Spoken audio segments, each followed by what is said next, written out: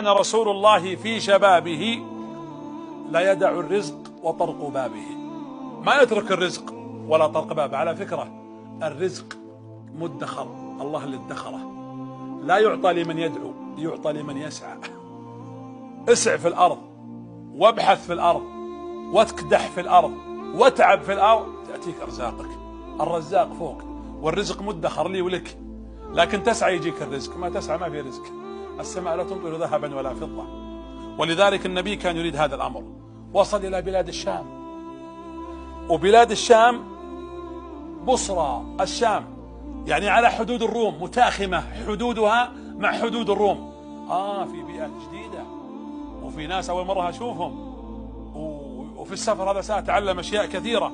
كان فيها راهب اسمه بحيرة من علماء النصارى، لما شاف عم النبي داخل ومعه النبي صلى الله عليه وسلم لفت نظره عدة أشياء.